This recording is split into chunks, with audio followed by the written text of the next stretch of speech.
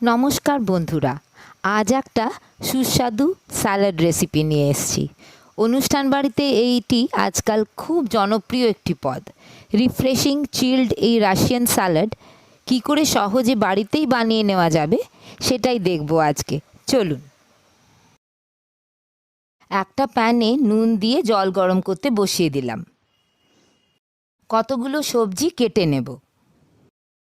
দুটো মাঝারি সাইজের গাজর ছোট ছোট টুকরো করে কেটে নিয়েছি।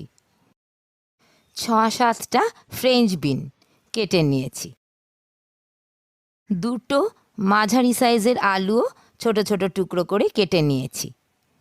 মটরশুঁটি হাফ কাপ নিয়ে নিয়েছি।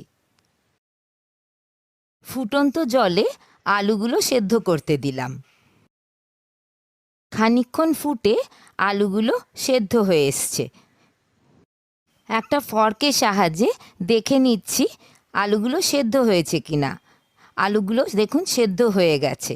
এবারে ওগুলোকে তুলে রাখলাম। গাজর আর বিনসটাকেও একইভাবে সেদ্ধ করে নিলাম। সেদ্ধ হয়ে গেলে সেটাও তুলে রেখে দিলাম।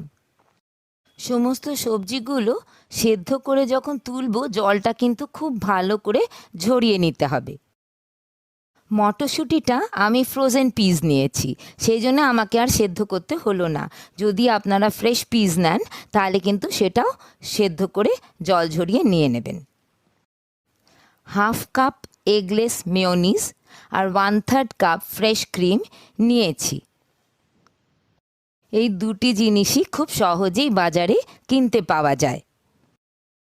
মেয়োনিজ আর ফ্রেশ ক্রিম দুটোই একটা বোলের মধ্যে ঢেলে নিলাম।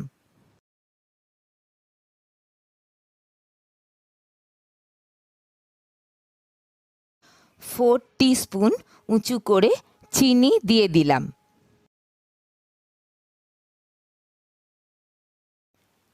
1/4 টিস্পুন নুন দিয়ে দিলাম।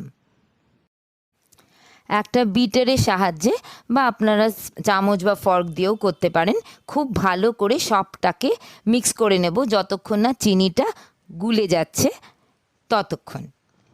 হাফ টিস্পুন গোলমরিচের গুঁড়ো দিলাম। এবার কিছুটা ফল কেটে নেব। একটা আপেল ছোট ছোট টুকরো করে কেটে নিয়েছি। সমপরিমাণ আনারস, সেটাও ছোট ছোট টুকরো করে নিয়েছি। সেটা একটু কমও নিলে ক্ষতি নেই। আর একটুখানি সুইট কর্ন নিয়েছি, যেটা অপশনাল। এবার এই সমস্ত জিনিসগুলো একসঙ্গে ভালো করে মিক্স করব।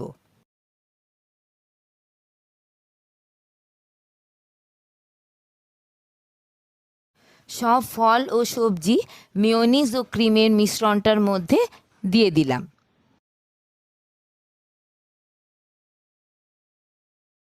এবার এই সমস্ত জিনিসগুলো একসঙ্গে ভালো করে মিক্স করব। এবার হালকা হাতে সবটা মিক্স করে নিলাম। ক্লিং ফিল্ম দিয়ে র্যাপ করে এটা এবারে ফ্রিজে রেখে দেব মিনিমাম 2 আওয়ার্স, কারণ এটা একটা চিল স্যালাড। ঠান্ডা ঠান্ডা সার্ভ করবেন, খেতে খুব ভালো লাগবে।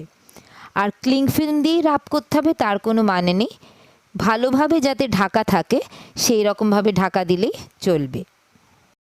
এইভাবে রাশিয়ান স্যালাড বাড়িতে বানান ও বাড়ির মানুষদের মন জয় করুন। আজ এখানেই শেষ করছি, আবার আসবো নতুন রেসিপি নিয়ে। ধন্যবাদ।